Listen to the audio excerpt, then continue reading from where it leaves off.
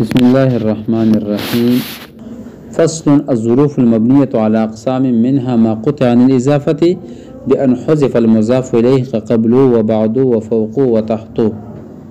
وقال الله تعالى: لله الأمر من قبل ومن بعد، أي من قبل كل شيء ومن بعد كل شيء. مصنف اوتم او اخیری فصل د اسم غیر متمکن په اوتم قسم په بیان کې راوړل. ظروف جمع د ظرف ده او ظرف لغوي معنی څه ده؟ برتن. ٹھیک ده؟ ظرف لغوي معنی څه ده؟ برتن. او اصطلاح کې ظرف د هغه زمان یا مکان نوم ده. ظرف د هغه زمان یا مکان نوم ده چې هغه کې فعل صادر شوی وي. ٹھیک ده؟ چې کې اصطلاحي تعریف څه ده؟ ظرف د هغه زمان یا مکان نوم ده چې هغه کې فعل صادر شوی وي. ٹھیک ده کنه؟ ظروف جمع د ظرف ده او د ظرف لغوي معنی ده برتن. او په اصطلاح کې ظرف د هغه زمان یا مکان نوم ده چې په هغه کې فعل صادر شوی وي. ٹھیک ده؟ یعنی اسماء چې د فاعل نه د فعل د صادرېدلو په وخت یا په ځای باندې دلالت کوي نو غوښتل شوی شي ظرف دی شي.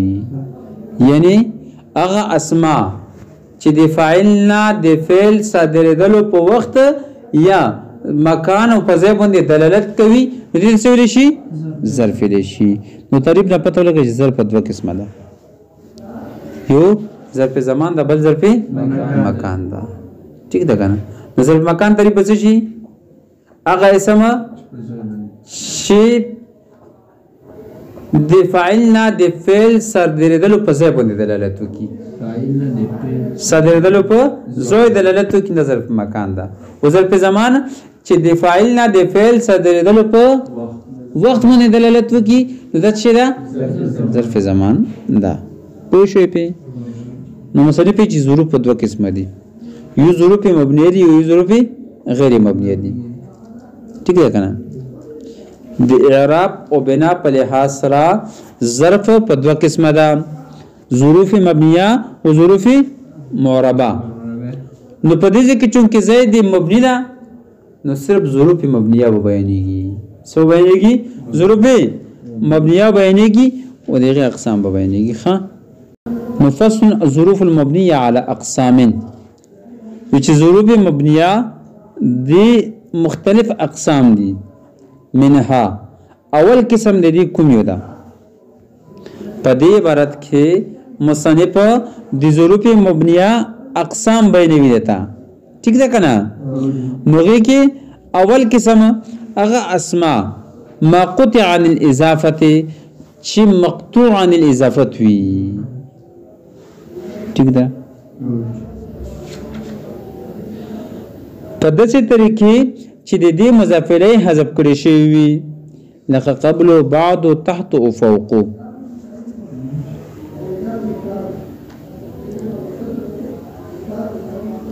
دغه څلور اسماء د لازم الاضافه دي. څه دي؟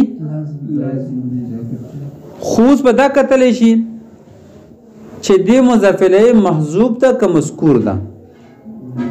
که محذوب وي نو بیا نسیا منسیه ده او که محذوب منوی ده. محذوب منوی ده. قبلو بعدو تحتو فوقو دا څلور اسماء دا لازم الاضافت دي. څه شي دي؟ لازم الاضافت. خوز دا به کتلی شي چې د دې مضاف الیه مذکور ده که محذوب ده. که محذوب وي نو نسیا منسیه ده او که محذوب منوی ده. معنوي نه منوي. محذوب منوي. کچره د دې مضاف الیه مذکور وي لکه جئت من قبل زیدنا یا جئتك من قبل. یو خبره ده جئتك من قبل زید یا جئت من قبل زید. او کا مضاف الیه محذوف نص منسی وي لك رب بعد كان خيرا من قبل رب بعد كان خيرا من قبل نو په دې دوه صورتونو کې دا معرب ده په دې دوه صورتونو کې څه دي معرب دي او کچره د دې مضاف الیه محذوف منوی وي محذوف منوی څه مطلب ده حذف پی خود متکلم په ذهن کې وي حذف پی خو په ذهن کې موجود وي ٹھیک ده نو په دې صورت کې بدا مبني وي او مبني ویل ده ځکه چې په دې صورت کې دا مضاف الیه ته محتاج ده مضاف الیه ته محتاج ده نو احتیاج دی وجنه دې مشبهات روله د حرف سره نو ځکه دا شي دي په دې صورت کې مبني دي او په نور صورتونو کې معرب دي ځکه چې محتاج نه دي ځکه چې محتاج نه دي نو مثال به څه شي لك لله الامر من قبل ومن بعد اصل کې من قبل كل شيء ومن بعد كل شيء پوښي نو لفظونو کې حذف شوی دا کنه او متکلم په نیت کې شته دا نو دغه د وجه کې محذوف منوي ده نو خلاصه خبره څه شوله چې په یو صورت کې دا اسماء مبني دي او په دوه صورتونو کې معرب دي ٹھیک ده کنه ایو صورت کې دا چې کله مضاف الیه محذوف منوي وي او دوه صورتونو کوم دي چې مضاف الیه مذکور وي یا محذوف هونه سنه منسی وي په دې پر پوه شو وګورئ ته فصل الظروف المبنيه على اقسام منها ما قطع عن الاضافه اغه چې کټکړی شي د اضافت نه بیان حذف المضاف الیه چې حذف کړی شي مضاف الیه کا قبل او بعد او فوق وتحت وقال الله تعالى لله الامر من قبل ومن بعد اي من قبل كل شيء ومن بعد كل شيء هذا اذا كان المحذوف منويا دا کله چې کله محذوف منوي للمتكلم والا لكانت معربه كلمه دوسي وعلى هذا قرئ لله الامر من قبل ومن بعد چې دی وجنا سوي شي دي لله الامر من قبل معرب له شوي ده ځکه چې په دې کې نص منسیه ده په دې کې نه ورسول مبني له شوي ده ٹھیک شو مبني ده کنه مبني ولا صورت په دې صورت کې شه ده محذوف منوي ده لله الامر من قبل ومن بعدنا وعلى هذا قل لله الامر من قبل ومن بعد ده مبني برزمه ده کنه مبني برزمه ده ٹھیک شو کنه دې وجنا چې دغه وجنا دا مبني ویل شي لله الامر من قبل ومن بعد وتسمى الغايات ودې څه ویل شي غايات ویل شي د پهله سلور څه ویل شي غايات ویل شي یعنی هغه اسماء چې مقطوعا الاضافه وي د څه ویل شي غايات ویل شي وغايات ویل شي ویلي غايات جمع دي غايتون ده غايات جمع دي غايتون ده او غايه ویل شي انتهاء الشيء ته د شی انتها ته ویل شي د شی انتها ته ویل شي ٹھیک ده کنه او دې د ویلو نه بعد په دې باندې تلفظ کولو نه بعد دې خبره توقع وي چې دینه بعد به مضاف الیه وي دینه بعد مضاف الیه ذکر کول شي ځکه دا لازم اضافت دي کنه نو دا توقع امید وي چې کدی شي دینه بعد څه ذکر شي مضاف الیه ذکر شي ٹھیک ده کنه خو خلاف توقع متکلم مضاف الیه ذکر نه کی مضاف الیه څه کی حذف کی نو په دې الفاظ باندې کلام ختم شي خلاف توقع په دې الفاظ باندې کلام ختم شي او انتها ته ورشي خلاف توقع نو دغه د وجه څه ویل شي غایات دي کو نه شو غایات جمع څه غایتون دا ٹھیک ده کنه او دغه الفاظ لازم اضافت دي کنه نو کله چې متکلم په دې باندې تلفظ وکي نو سامع په ذهن کې دا خبره وي چې اوس به دینه بعد مضاف الیه ذکر کیږي خو خلاف توقع متکلم خپل کلام په دې الفاظ باندې ختم کی ٹھیک ده کنه انتها ته ورسیږي ٹھیک ده کنه نو دې وجنا چې په دې باندې کلام ختم شي نو د څه شي آیات ته ویل شي خو شو په وتسمى الغايات ومنها حيث ودين بلو حيث ده ضروب مبنيانا یو حیثم دا او حیثو مبنی برزم دا او جمهور پنیز بندی حیثو دا دی ظرف مکان دی پرسی خو امام احپش پنیز بندی دا دی ظرف زمان دی پرا هم ارتلائشی کلا کلا کلا کلا ظرف زمان دی پرا ارتلائشی او حیثو مبنی ویلی دا زکه چې دا د تشبیه د غیات سره او تشبیه غیات سره ویل دا زکه چې اکثر د دې اضافت جملې طرف ته کیږي او جمله من حيث الجمله نه مضاف کېدل شي او نه مضاف الیه کېدل شي نو چې کله د حيث مضاف الیه جمله وي نو جمله مضاف الیه نشي کېدای کنه نو دا به مو د مصدر په تویل کې کوو پس کې به کوو نو گویا کې اصلي مضاف الیه جمله نه ده بلکې مصدر ده او د مصدر په دې کې مذکوره نه ده بلکې څه ده موضوع ده دی یا طویلا جمله مذکور ده ٹھیک ده خو مصدر په دې کې مذکوره نه ده نو چې مصدر دې کې مذکور نه ده ٹھیک ده کنه مصدر دې کې مذکوره نه ده نو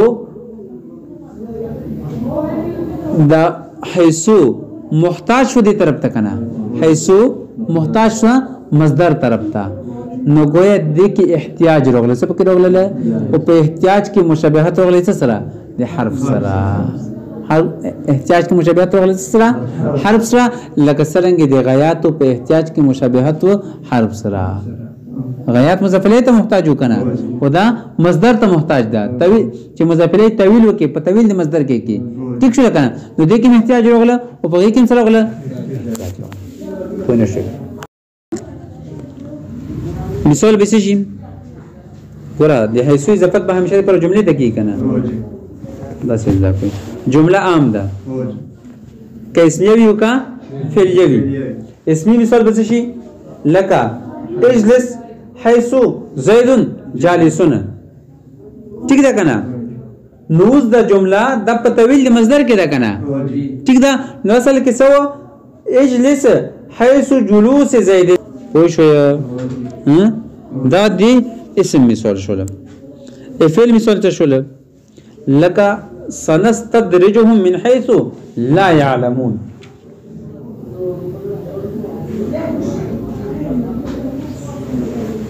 سنستدرجهم من حيث لا يعلمون لو لا يعلمون دا عدم علمهم په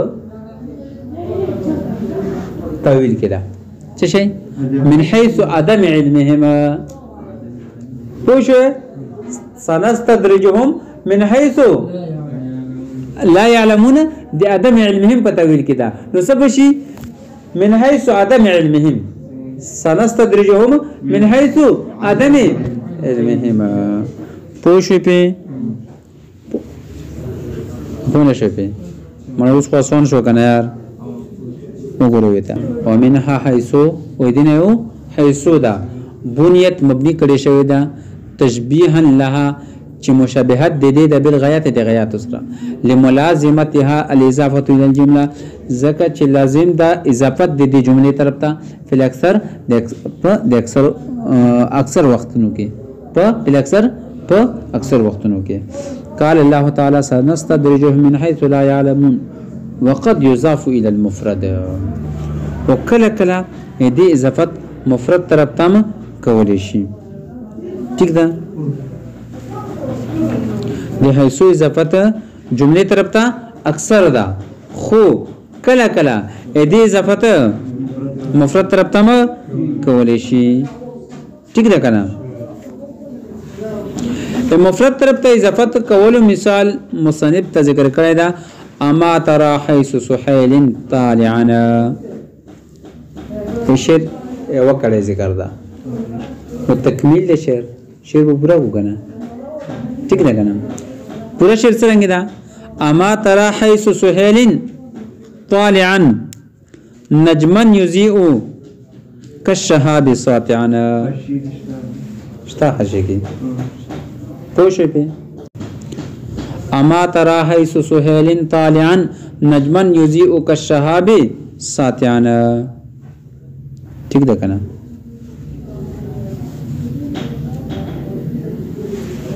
तर्जुमा भी से क्या आपने नहीं देखा, अमा तरा क्या आपने नहीं देखा, सुहेल की जगह को, यादा से मना क्या तू सुहेल की जगह को नहीं देखता, क्या तू सुहेल की जगह को नहीं देखता। इस हाल में तालियान, इस हाल में कि वो सुहेल तुलू और बुलंद हो रहा है। नजमन वो एक सितारा है। युज़ीउ कश्शहाब सातियान जो आग की शोला की मानिंद चमक रहा है, जो आग की शोला की मानिंद। नजमन वो एक सितारा है।